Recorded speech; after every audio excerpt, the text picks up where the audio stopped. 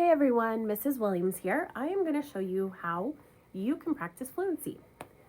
So you need a fluency passage. You need a timer. We are going to set the timer for 1 minute. You can write your name up at the top. Over here, this is how many words are in each line. So you can see that this first line, there are 12 words. If you read the first line and the second line completely, you've read 20 words.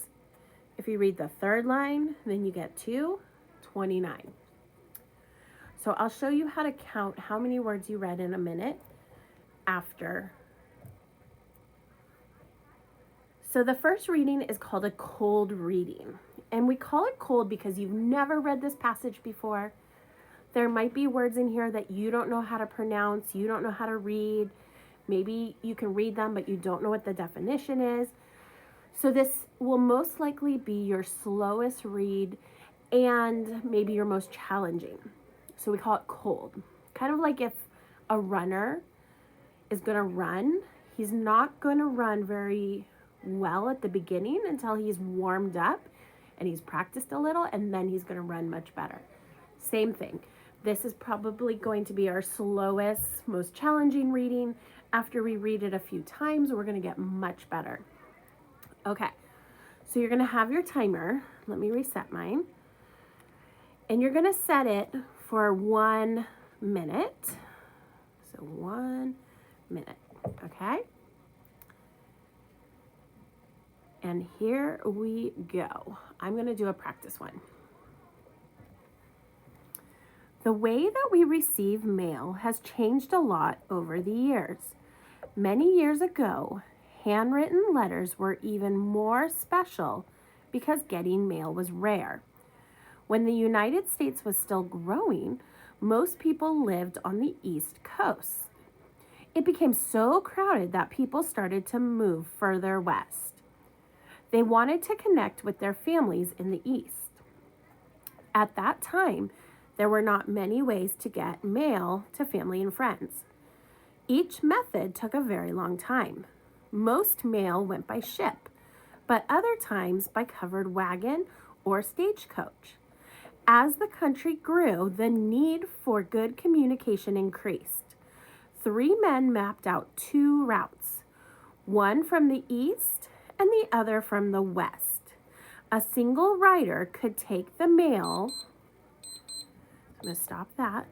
And you can see that I stopped at the mail, okay? So I'm just going to put one of those little marks right there.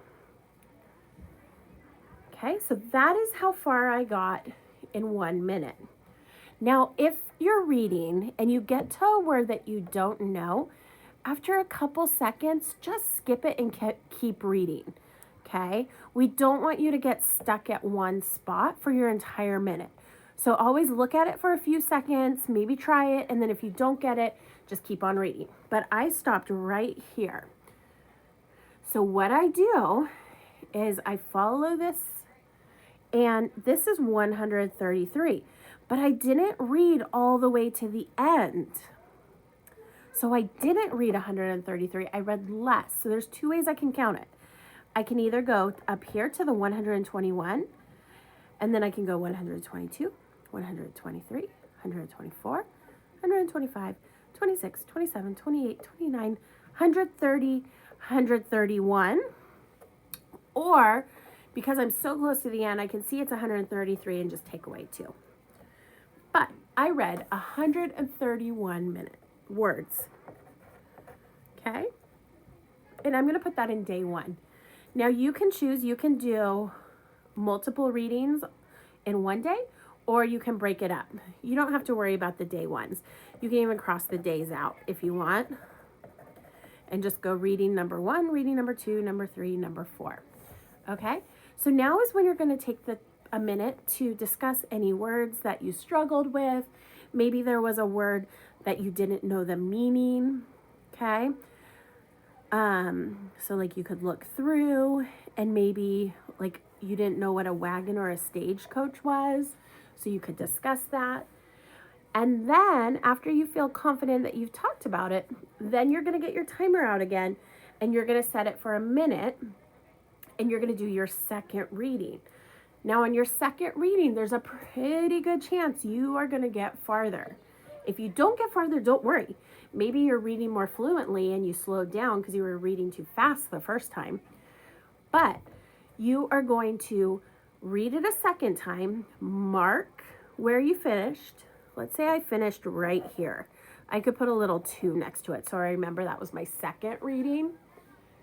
But you're going to count how many words you read that time. So if I read there 143, because I'm going to the one above, 44, 45, 46, 47, 48, 49. So then down here, I'm going to write 149. Now you'll also want to go back and talk about any words that you didn't know how to read or that you maybe didn't understand the meaning, because you might have gotten farther in the passage and you might have encountered some words that you didn't read in the first time. Okay? So you're going to go ahead and you're going to do that 4 times. And then you're going to kind of look at all of your scores, how many words you read in a minute, and kind of look like, oh, maybe my first one had the most words read per minute, but it was hard to understand me because I read so loud. So then I got better and I slowed down, but I was able to understand what I was reading and someone listening to me could understand. Or maybe your first one was your slowest and you got faster each time. Okay?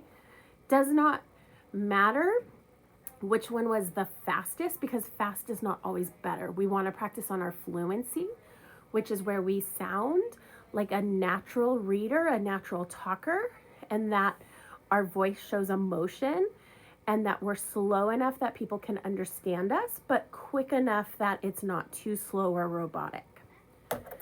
Once you finish, you can flip it over, and there are some activities on the back. The first 3, you can use crayons or colored pencils or highlighters, and they tell you to go look for these things. And once you find them, you can either highlight them or underline them. You can use a pencil to answer these questions. And then at the very bottom, they always try to give like a fun little extra activity researching about the topic. So this one says that there were 3 men that helped create the routes for the Pony Express riders. Use the internet to find out the names of these men. You can choose to do this one or not. That is up to you. If you bring this back to me with all the readings complete, I will reward you with some Lincoln Bucks. And I would love it if you would read it to me as well when you brought it back, because I'd love hearing you read. All right, let me know if you have any questions.